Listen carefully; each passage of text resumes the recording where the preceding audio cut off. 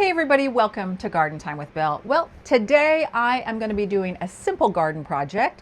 I'm going to be planting something out in my veggie garden, and this is also a timely project because this particular vegetable, the recommendation is that you get it in the ground in your garden about 3 weeks before your average last frost, and according to my calendar, I am right on time. But before I share with you which crop we're going to be planting today, I'm going to invite everybody out there to please like and subscribe to my channel. Doing that helps me grow my channel to reach more gardeners just like you. All right, drum roll please. What veggie crop am I going to be planting out today? I'm going to be planting the humble potato. Before we head out into the garden and get these potatoes planted, I want to share with you one of my favorite books. I call this my vegetable gardening Bible.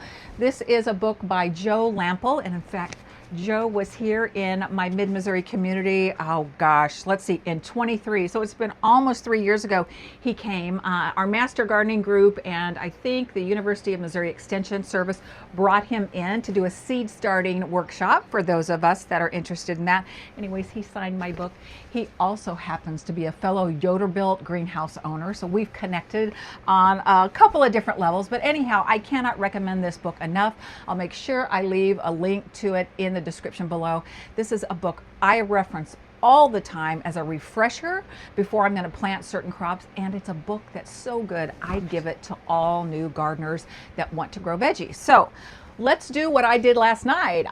Before I'm going to plant something, I want to read up on it, refresh this gal's memory, and so I want to give you the stats and recommendations on growing potatoes. In fact, I think this year is only my second or third year growing potatoes. So you all out there that grow potatoes, please leave me your comments on how you like to grow potatoes, what varieties grow great in your neck of the woods.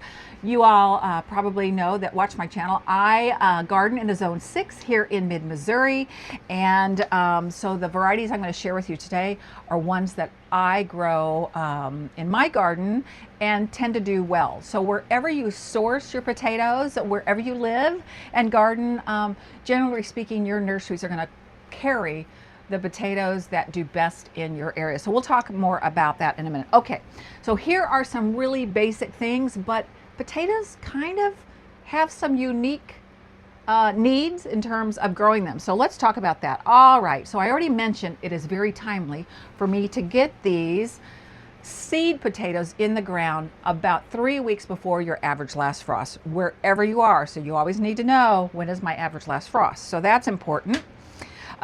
Sowing depth, 3 to 4 inches up to 6 inches deep. The warmer the region are that you grow your potatoes in, the deeper you want to plant them. So I'm thinking today I will probably plant mine maybe about 4 to 5 inches deep in the ground to keep them nice and cool and dark. That's really important that they're not exposed to light. Spacing, 12 inches apart. That's pretty simple. What else? I made some notes here, so let's take a look. Even though the recommendation is to get these seed potatoes out in your garden before your average last frost, you don't have to worry if they are pushing up green growth above the soil. You don't have to worry about cold temperatures, really. In fact, Joe writes here that frost can kill back some of your potatoes, but it takes a prolonged exposure of 28 degrees or lower for a serious setback. So I cannot imagine we're going to have temps down to 28 in mid-Missouri in the next 3 weeks, but you know, you never know. Mother Nature sometimes has a mind of her own. Okay, here's his recommendation. It says here, choosing what to grow. And I mentioned source your seed potatoes locally at your own nurseries, and they will have probably the ones that grow best in your region. So let me show you what seed potatoes are. This is a seed potato. This isn't a potato that sprouted in my pantry inside my house and I'm just deciding to grow it. Seed potatoes are harvested specifically to be grown in a garden, and they oftentimes, well, most of the time, you can be assured that they're disease-free. They call them disease-free stock. So you want to source seed potatoes. That is really important. All right, let's see. What else does he recommend in terms of things we need to think about? All right, so let's talk a little bit about fertilization, how to fertilize your potatoes, because they're what we refer to as heavy feeders. They need a lot of nutritious soil. So let me give you the basics of what I know and what I've read and what his book references, and some other references. So at planting time, you want to plant your potatoes and fertilize them when they first go in the ground with a lower nitrogen fertilizer. I'm going to show you my organic fertilizer out in the garden when we get out there, but I'm going to use a 5-10-5 NPK, lower nitrogen, higher phosphorus, which helps tuber and root growth, which is what you really want to start happening in the beginning. And let's see, potassium is going to be a 5 as well. All right, so that's important. And then it says later, when the green growth pops up out of the soil, then you want to start to give them a little more nitrogen, because nitrogen in fertilizer helps foliar growth, helps those beautiful green leaves go. So that is what I'm going to do. All right. The other thing it says is it's really important to plant your seed potatoes in nice, well-draining soil. You don't want them in really thick clay soil because they'll get waterlogged and they'll probably rot. We're going to be planting them up in my raised bed garden that has 15 inches of beautiful soil that drains. My beds drain really, really well.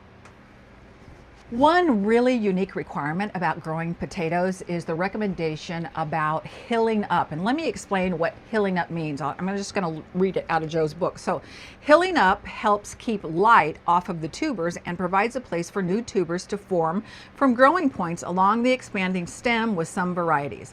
Pull soil up against the plant as it grows, or add straw mulch around the plants.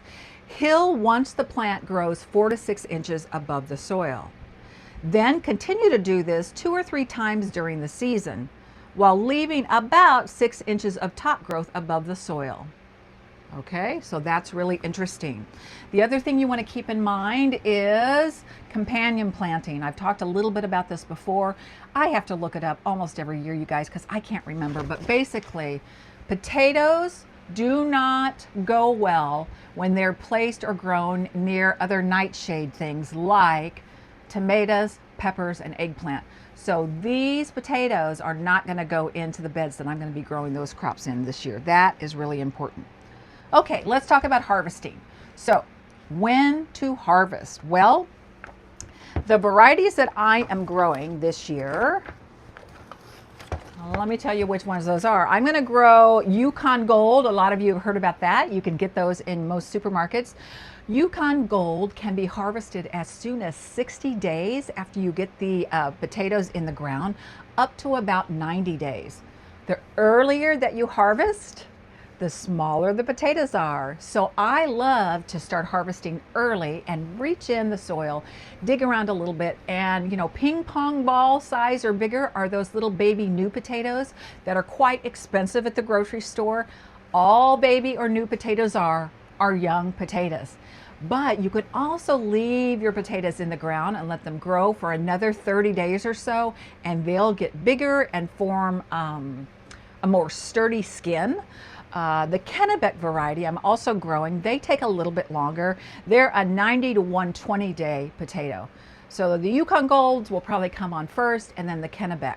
So that's a little bit about harvesting. What else can I share?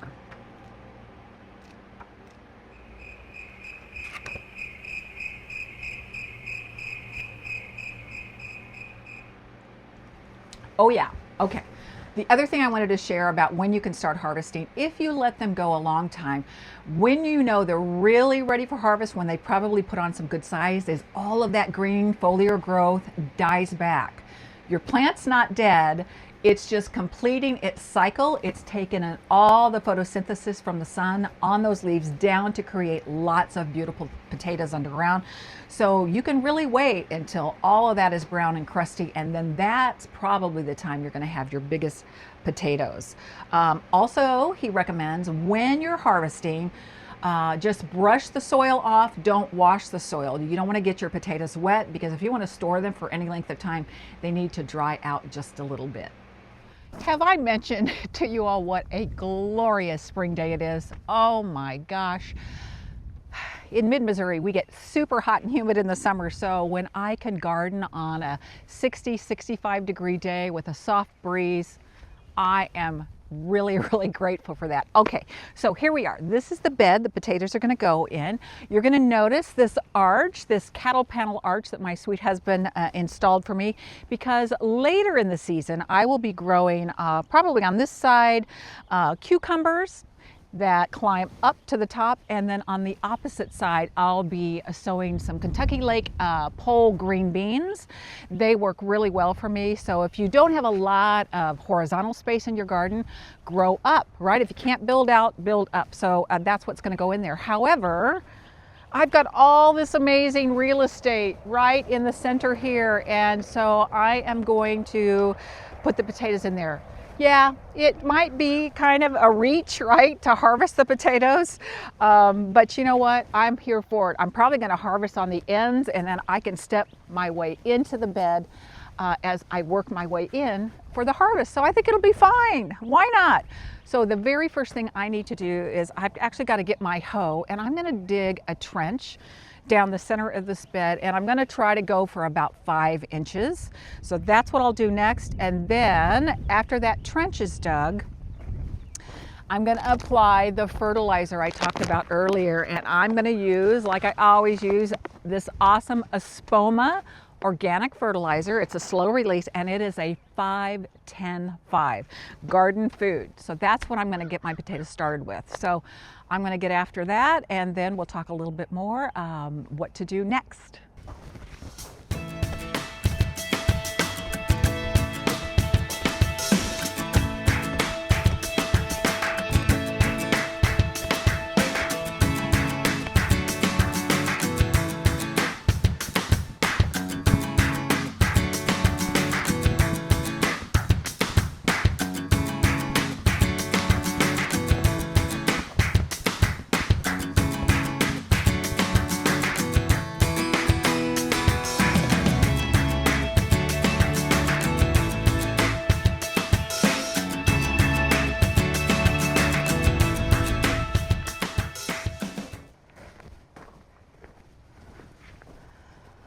All right, now that I've got my trench dug, I just eyeballed it on the 5 to 6 inches. So I'm going to use my little trowel over here just to kind of gauge how deep it is. And my trowel all the way to the top is 6 inches. So I think I got close to 5 inches. Not bad for eyeballing it. So next I'm going to spread some of that 5-10-5 fertilizer down my little trench.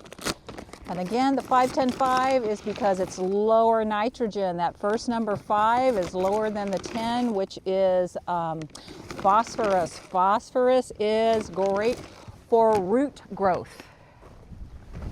And tubers are all about what's happening under the soil, and the root development is super important. Again, this is an organic fertilizer. Never, ever, ever would I use synthetic on something that I'm going to feed to my family or eat. And it's very easy nowadays, everybody, to source organic fertilizers, soil, everything. There's really, I mean, big box stores have finally gotten on board. So that would be my encouragement to you. All right, got the fertilizer in there. So next thing I need to do is place my seed potatoes, and I'm going to keep one variety on this end and one variety on that end, and then just cover it back up with soil. And remember the spacing, usually about a foot apart is recommended, and they'll say a foot apart in all directions. So that means this way, which is going to be easy because my peas and cucumbers, they're going to be sown outside of the trellis. So easily a foot from those crops, and then a foot between. So just straight down the middle. All right, let's start with Kennebec. You know I love a little label. Ooh, I got red Norland on that side. I guess I grew that last year, but I've got Kennebec on this side. So, I'll have to go back to the video if I forget what I grew. All right, so let's do that. And actually, I ended up getting 8 potatoes, and I don't need 8. 8 will not fit in this. This is 8 foot long, so I can fit 6 pretty easily. So I'm gonna give my extra potatoes to some of my gardening friends. All right, so I think that's good. You don't have to put the little sprouts up, but I'm going to. So let's space these about 1 foot apart. I'll eyeball it. I think that'll work, like so. Okay, and then I'll come around and I think I could space them out a little bit further. I'll get my Yukon Golds down in the soil as well.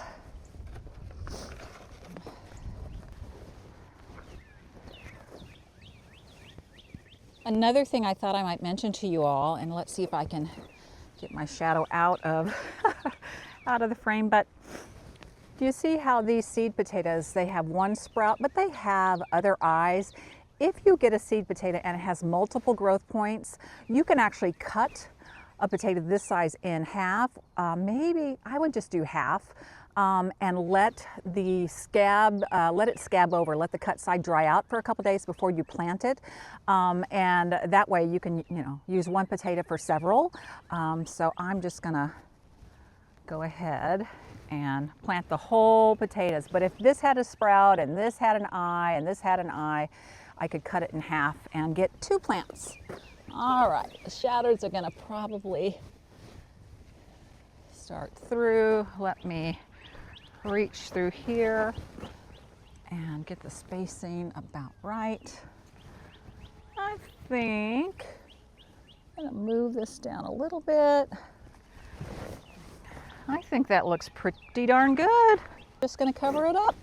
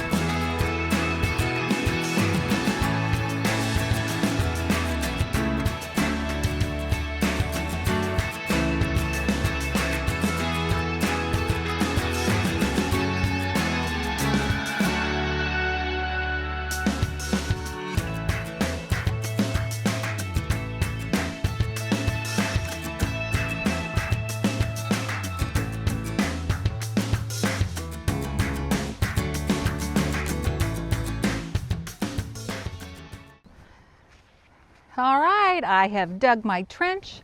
I placed the 5-10-5 fertilizer in the trench. I got my seed potatoes in there about 5 inches deep and about 12 inches apart. And I got the soil back on top. So the last thing I'm going to do before I water them in, I'm going to go over to my garlic bed and I'm going to pull off some of the excess straw because there's a ton of it over there that I don't need now that the weather's warming up. And I am going to top dress all of this with some straw because potatoes want to be kept evenly moist. So I'm going to do that.